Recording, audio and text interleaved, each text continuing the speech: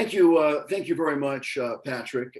It's a thrill to be visiting Lancaster history again, even in this virtual state. I really enjoy working at the campus of history. It's been a thrill, and as Patrick mentioned, when I had worked with Michael Berkner and Randall Miller to sponsor a few symposia regarding James Buchanan, a second one about James Buchanan and Thaddeus Stevens. And we continue to be grateful to Lancaster History for hosting these symposia that brought scholars in from across the country. And special thanks also to Tom Ryan as well. Now, this evening we'll be discussing a few matters regarding James Buchanan's political career, his role in partisan politics, and we'll be focusing a bit on his presidency too. And as we'll see, James Buchanan defined himself as a loyal member of the Democratic Party.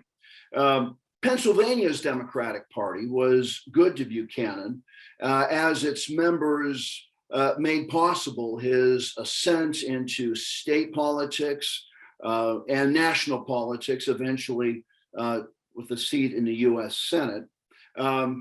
Reaching the U.S. Senate, Buchanan became a national figure, and as a national figure, Buchanan was elevated then to diplomatic posts, Secretary of State.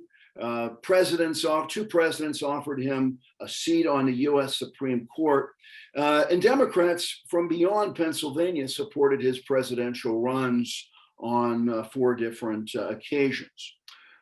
But in one of the great ironies of his career, Buchanan also played an outsized role in bringing about the collapse of his Democratic Party as a unified national body. And in so doing, he exacerbated the sectionalism that eventually brought about the Civil War. This slide is one that says a few things about James Buchanan's pre-political career.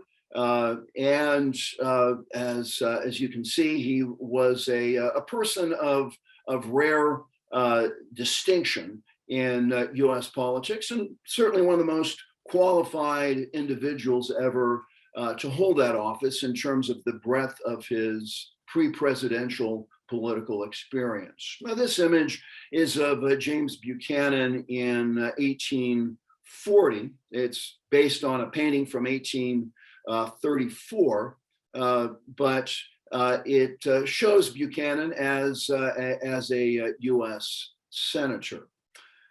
Buchanan's rise in national politics stemmed in large part from his Pennsylvania roots. Pennsylvania was the second largest state in the Union during Buchanan's political career, and as such, being a leader in Pennsylvania politics made Buchanan valuable for his party, and thus presidents leaned on him for as a way of staying good in the graces of the Pennsylvania Democratic Party.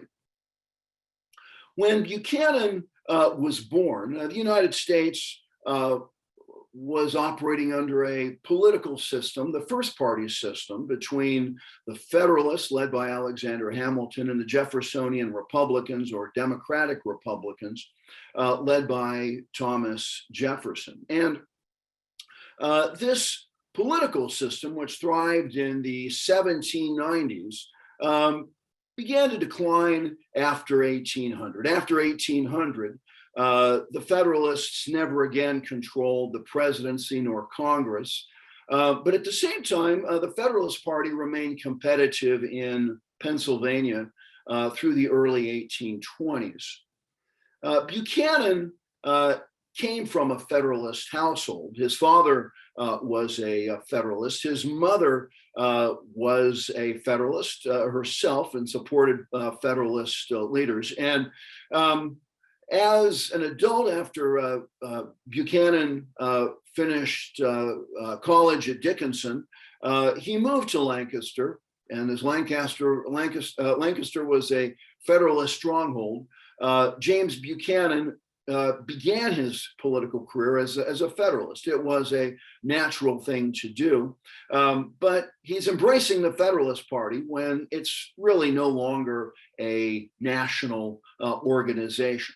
So Buchanan, who begins his career as a Federalist, begins to recognize that he needs to move in another direction. And despite being a Federalist in the mid-1820s, Buchanan was among those Pennsylvania Federalists who supported Andrew Jackson's presidential campaign. Within a few years, these supporters of Jackson began calling themselves the Democratic Party, and Buchanan himself then became a Democrat. By the 1830s, Buchanan had become a regional force within Pennsylvania politics. And he became, by the early 1830s, a natural candidate for the US Senate whenever a Pennsylvania Senate seat would open. And he finally secured that seat in 1834. So Buchanan is a leader of only one of the factions within the Pennsylvania Democratic Party. His success in getting elected to the Senate, which had to occur through the state legislatures because all US senators had to be chosen by state legislatures before 1913. Buchanan had to spend his time as a US senator fostering the support of his party. And that was sometimes kind of a difficult thing to do because there were these various factions in Pennsylvania politics. Buchanan didn't have to control all of these factions. He just needed a majority support of these factions to continue being reelected to the US Senate. And so eventually Buchanan as well began to look beyond Pennsylvania too, because as the saying goes, every US senator looks in the mirror and sees himself or herself as a future president. And no doubt Buchanan succumbed to that frame of mind not long after he entered the US Senate, if not before. Now, Buchanan's role as a politician in the Senate has to and who has national ambitions, ultimately he has to deal with the subject of slavery. This particular speech, which Buchanan gave in the US House of Representatives in 1826, gives Buchanan's views at the time, but they also serve as a template throughout the remainder of his political career. One can see echoes of his sentiments here 3.5 decades later. And on the one hand, Buchanan speaks, perhaps even more so than he would have in the 1850s, of slavery as a moral evil. And here he says something he probably wouldn't have said in the 1850s. He says, "I thank God my lot has been cast in a state where slavery, does not exist." But then he adds, "While I entertain these opinions, I know it is an evil at present without remedy. It has been a curse entailed upon us by that nation, which now makes it a subject of reproach of our institutions. Thus, the British placed slavery in our midst. And then he adds, it is one of those moral evils from which it is impossible for us to escape without the introduction of evils infinitely greater. And here Buchanan makes a quick shift. He speaks of slavery as a great political and moral evil, to speaking of eliminating slavery as being something that would ultimately result in race war, which was a position that many Southern slaveholders took. Buchanan added, "Is there any man in this union who could, for a moment, indulge in the horrible idea of abolishing slavery by the massacre of the high-minded and chivalrous race of men in the South? I trust there is not one. For my own part, I would, without hesitation, buckle on my knapsack and march in company with my friend from Massachusetts, Mr. Edward Everett, who was a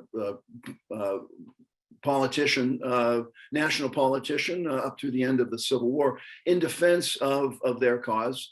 And so Buchanan says, leave slavery in the states where it exists, and then adds that honest but mistaken attempts of philanthropists, meaning abolitionists, have done much injury to the slaves themselves. And so Buchanan here is calling slavery a bad thing, but he also calls action against slavery, activism of any sort against slavery, something that's even worse. And what Buchanan is doing here is essentially threading the needle of slavery, both defending the continued existence of slavery while also saying that he opposed it.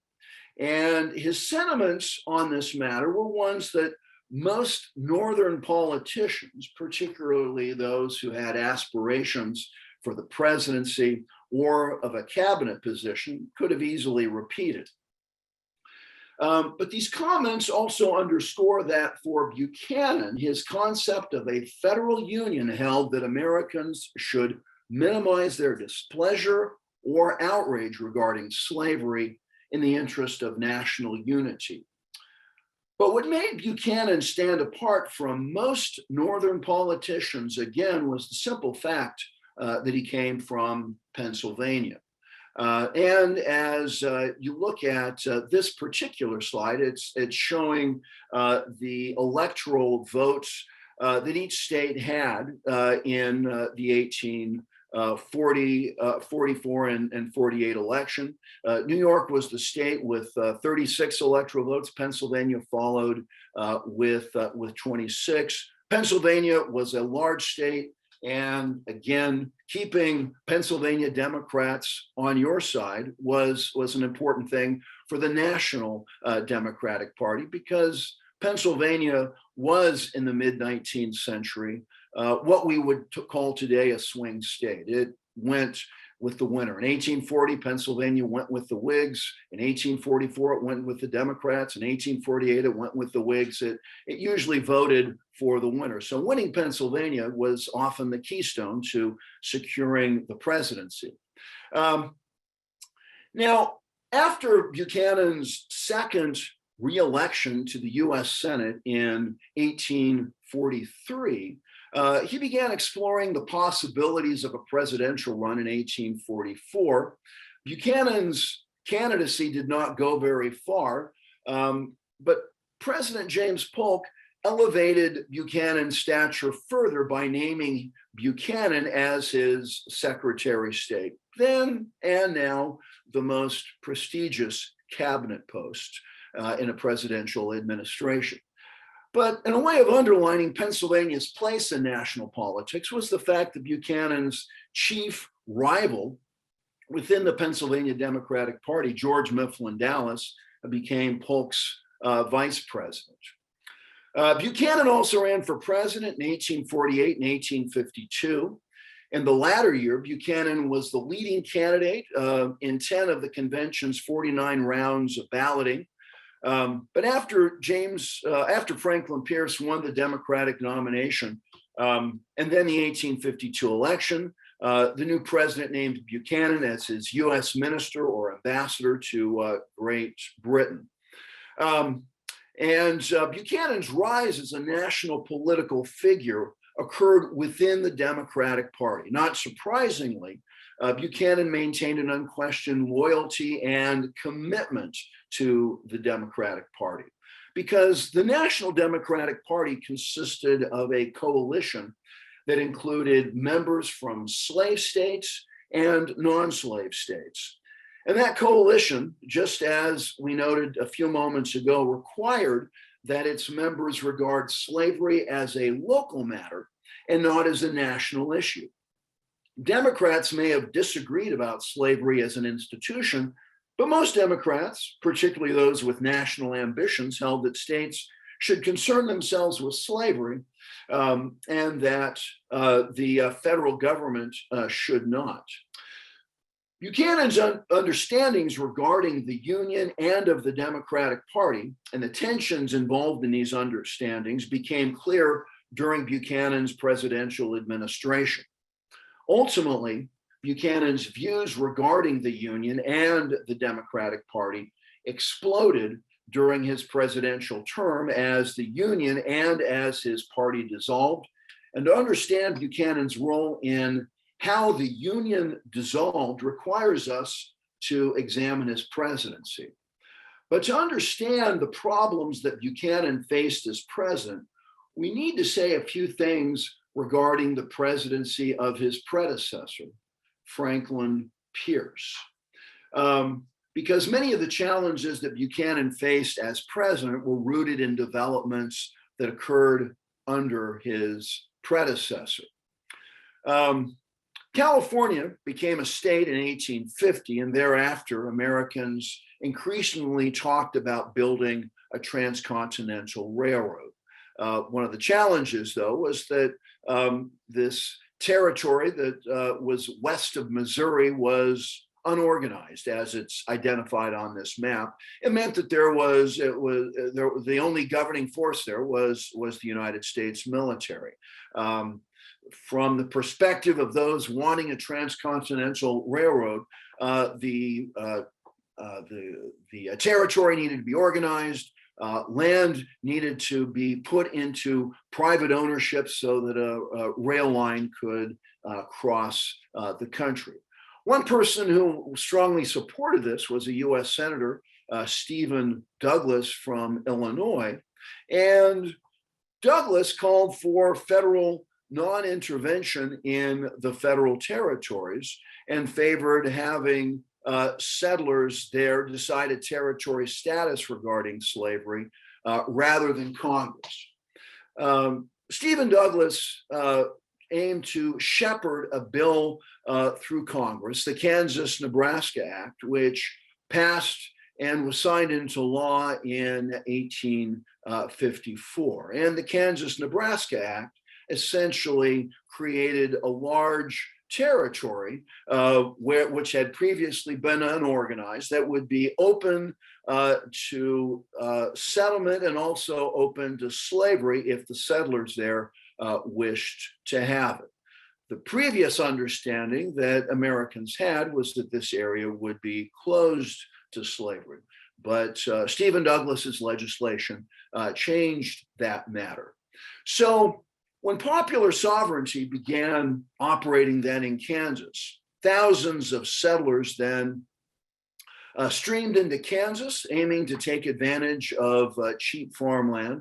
In the territorial elections that followed thereafter, pro-slavery Missourians entered Kansas. They came to vote, then they went home to Missouri. And this pro-slavery Kansas territorial legislature in 1855 enacted a slave code and selected Lecompton as its territorial capital. By 1855, most of the settlers in Kansas were from free states. They created a rival constitution and selected Topeka as its territorial capital, and they elected their own legislature. So Kansas territory by 1855 has two capitals, neither of which recognizes the legitimacy of the other. Eventually, Franklin Pierce declared the Topeka government, the one by free state settlers, to be unlawful, refused to have his administration recognize it. And free state settlers refused to disband their government, believing correctly that they represented their territory's majority, and that the Lecompton government was one created by voter fraud.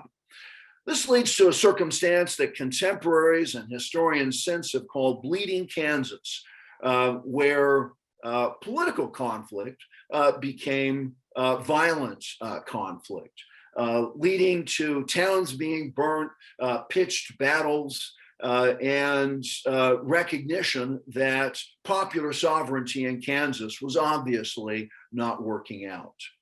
That violence that occurred in Kansas made its way to the Senate floor in May of 1856, when South Carolina Representative Preston Brooks attacked Charles Sumner while he was sitting at his desk after he had given a speech condemning the pro-slavery forces in Kansas. So while all this is happening, James Buchanan is in Great Britain. He's essentially the U.S. ambassador there, and Buchanan is, on the one hand, keeping a low profile. He's not getting involved with this Kansas mess, and he's also somebody who, in going to Britain, kind of figured that his career as an elected politician had come to an end, and he didn't really expect to run for president again. But he was keeping his options open, and in 1854 he became a signatory to the Ostend Manifesto, which declared that the U.S. would be justified in wresting Cuba from Spain if Spain refused to sell it. Question then would be, why should James Buchanan and Southern politicians want the United States to acquire Cuba from Spain? Well, by the 1850s, Cuba, Brazil, and the U.S. South were the only remaining large-scale slave societies in the Western Hemisphere. And the belief on the part of many Southern politicians and white Southerners generally would be that if slavery in the United States were to expand, the best way to do it would not be trying to move into Western territories, but move into areas, take control of areas where slavery already existed, such as Cuba. This position that Buchanan took was one that the Southern wing of his party viewed very favorable, a point that contemporaries noted as this cartoon of Buchanan notes. My old coat was a very fashionable federal coat, noting his political origins as a Federalist when it was new, but by patching and turning it, I have made it quite a democratic garment. That Cuba patch, to be sure, is rather unsightly, but it suits the Southern fashions at this season. So contemporaries said, that stuff about supporting the Ostend and issuing the Ostend Manifesto is obviously Buchanan's effort to secure the support of Southern politicians, and for that matter, to put himself forward once again as a presidential aspirant, which Buchanan did. And finally, after on his fourth try, Buchanan secured the Democratic nomination in 1856, which convention also nominated John C. Breckinridge of Kentucky as his vice president. The 1856 election was a three-way contest that pitted Buchanan, who received the Democratic nomination, against the Republican nominee, John C. Fremont. The Republican Party had emerged just 2 years previously in a few states and had grown very fast. It was a party that emerged out of the public outrage at the passage of the Kansas-Nebraska Act in 1854. And then a third party candidate, Millard Fillmore, who received the nomination of the American Party, which consisted of many old Whigs and nativists, people who wanted the U.S. to take a harder stand on immigration to the United States. This is obviously a Fillmore cartoon with Fillmore standing in the middle. As you look at these returns, Buchanan did well in 1856. Fillmore really only won one state. Buchanan won a few northern states and won all of the southern states. Obviously, by looking at these returns, it's clear that Buchanan's political base was in the southern United States.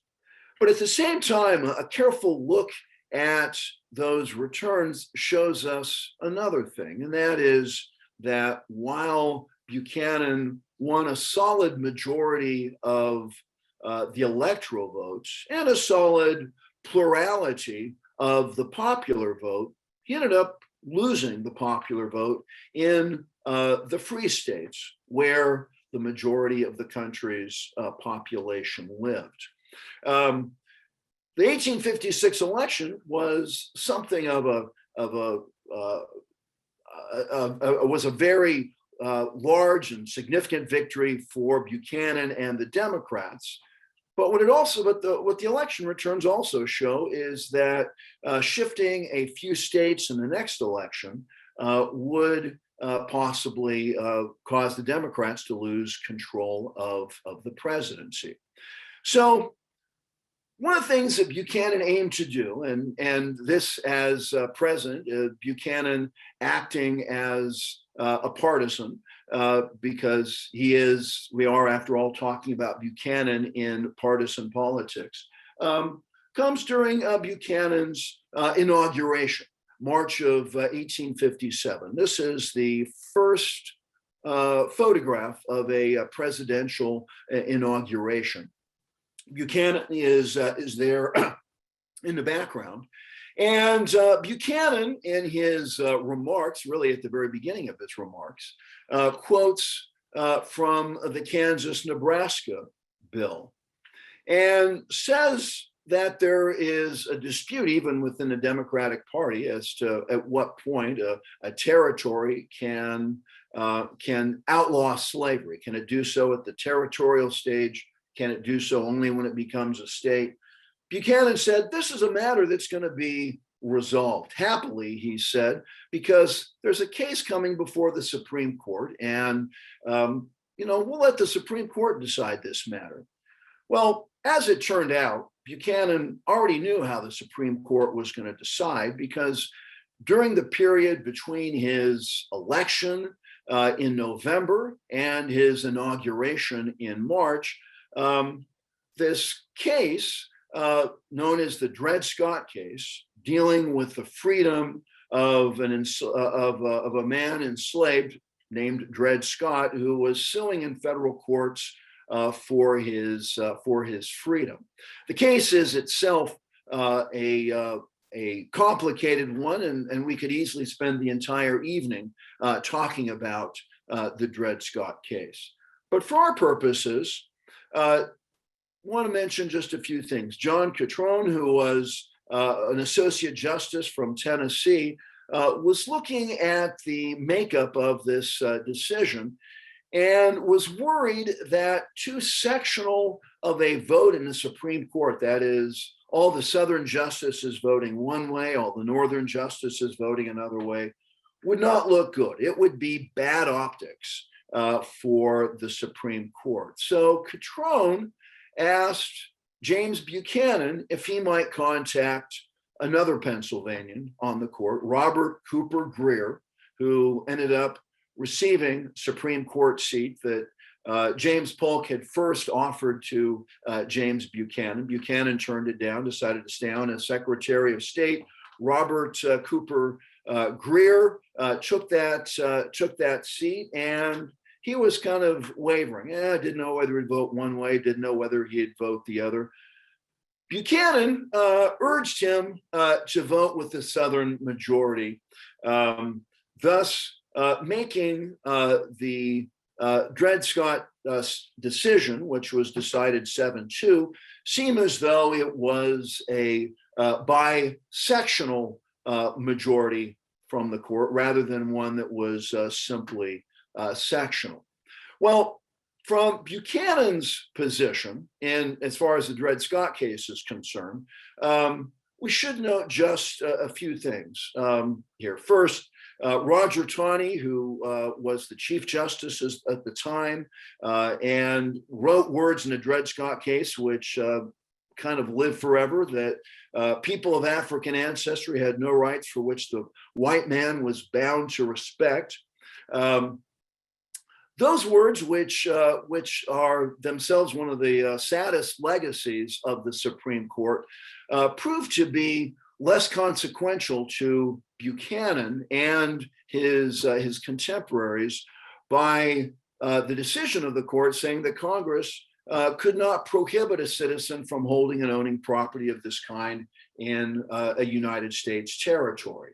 And so by having the Supreme Court rule that Congress had no power to keep slavery out of the territories, the Supreme Court was saying that the platform of the Republican Party was unconstitutional, and obviously Buchanan had in his interest to see to it that his chief adversary, the Republicans, would thus be no longer on the scene. Well, the Dred Scott case was a big case at the time.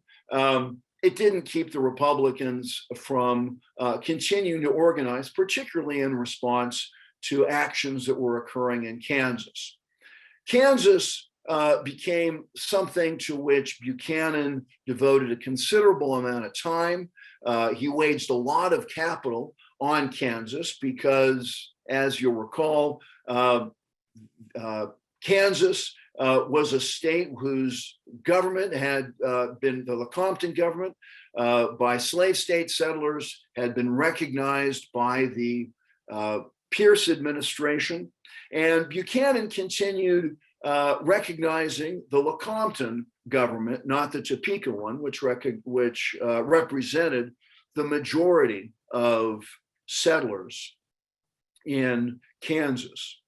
Kansans voted as to whether they wanted a pro-slavery Lecompton Constitution, and collectively they rejected that Lecompton Constitution, which would have allowed slavery there.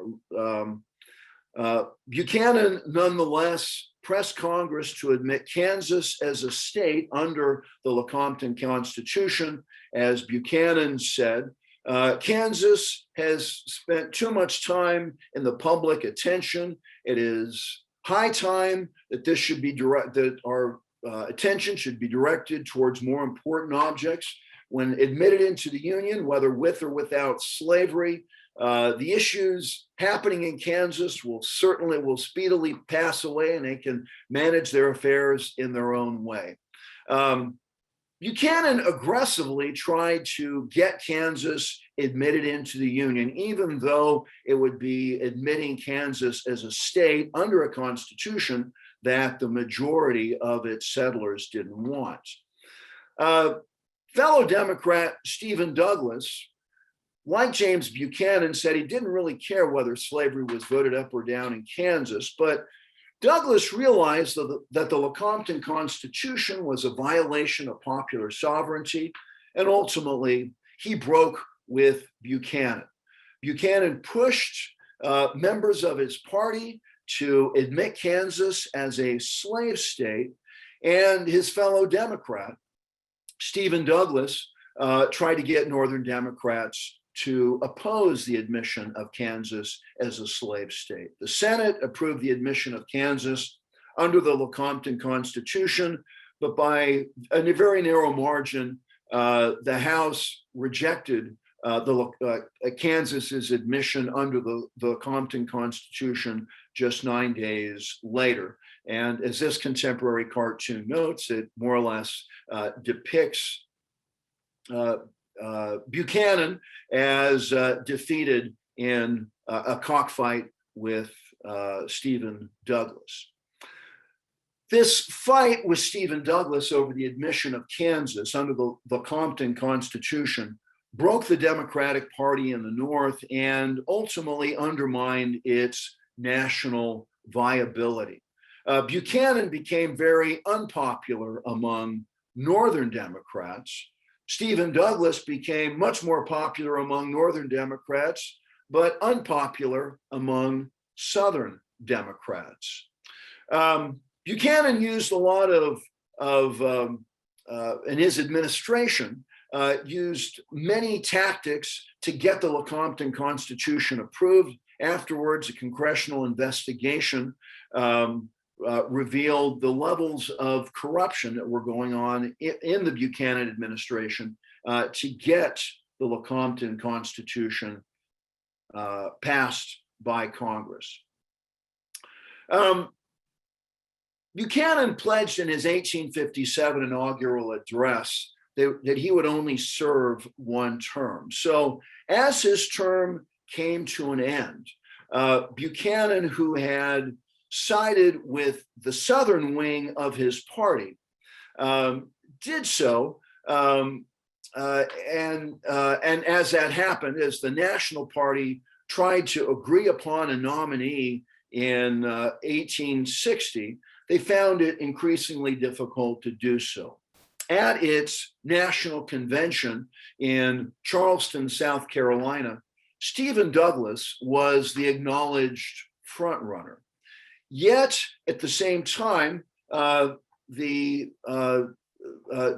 who was supported by a majority of the delegates at the convention, could not obtain the necessary 2/3 vote to secure the nomination, and consequently, the convention adjourned. And that adjournment of the convention sort of led to a breaking of the National Democratic Party, something that was essentially confirmed in June. Most Southern delegates chose not to attend this second Democratic National Convention. At this convention, Stephen Douglas received the Democratic nomination for president, with Herschel Johnson of Georgia nominated as vice president. James Buchanan's vice president received the nomination of Southern Democrats, who also met in Baltimore.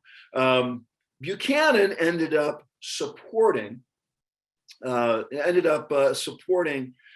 Breckinridge, even though he was never close to Breckinridge during Breckinridge's vice presidency. But his animus against Stephen Douglas, and because Buchanan had aligned himself with the Southern wing of his party on a considerable number of issues, led Buchanan to support Breckinridge's candidacy in 1860.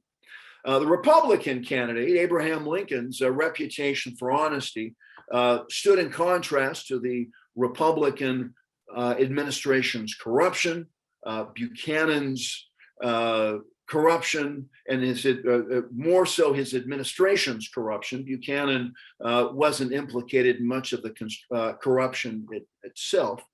Ultimately led to Abraham Lincoln having the moniker of Honest Abe. Well, obviously, in 1860, Lincoln won the election. After his election,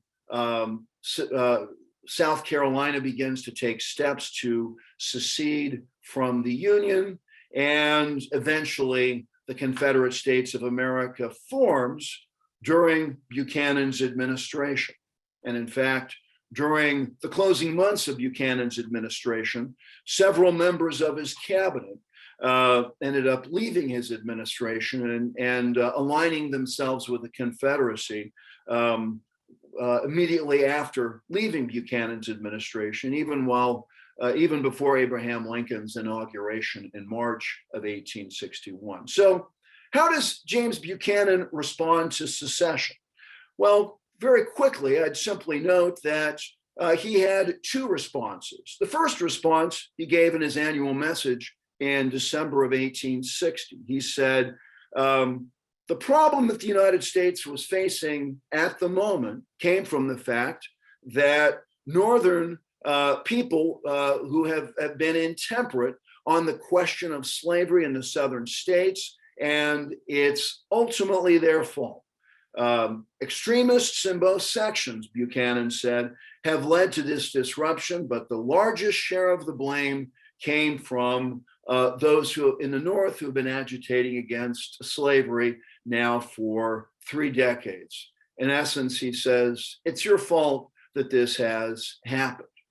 So Buchanan's initial response to the secession crisis was to speak of it as though it were a partisan issue, and place the blame for the most part on his Republican adversaries. But while he's still president, he has to deal with this matter of federal forts that were still under federal control, but within the states of the newly formed Confederacy. Most important of these was Fort Sumter in South Carolina, just outside of Charleston Harbor. The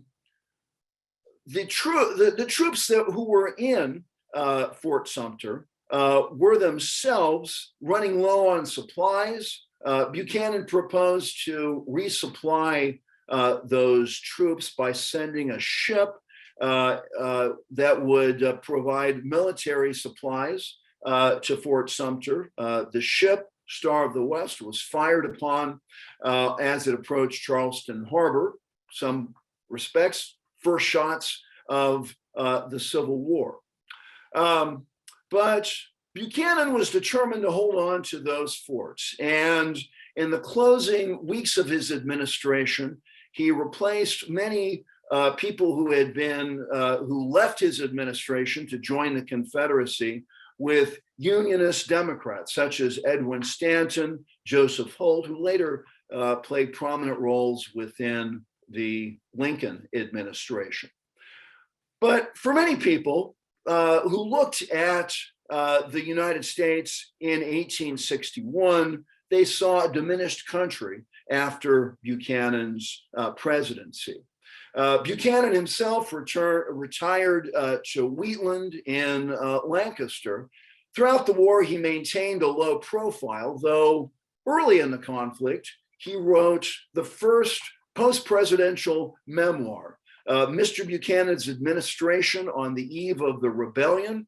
Buchanan defended himself, made no apologies whatsoever, and like he did in his December 1860 address, and for that matter, even as he did back in 1826, placed a large share of the blame for the disruption of the United States on the hands of the anti-slavery activists who had antagonized white Southerners to secede from the Union. Parting shot of Buchanan from 1866, a sketch of Buchanan, perhaps the last sketch of Buchanan, which is in the holdings of Lancaster History, as too is this last known photograph of Buchanan from 1868, taken not long before he died. Well, I'll go ahead and end things there. I'll be happy to discuss matters with you further, and thank you very much for your attention.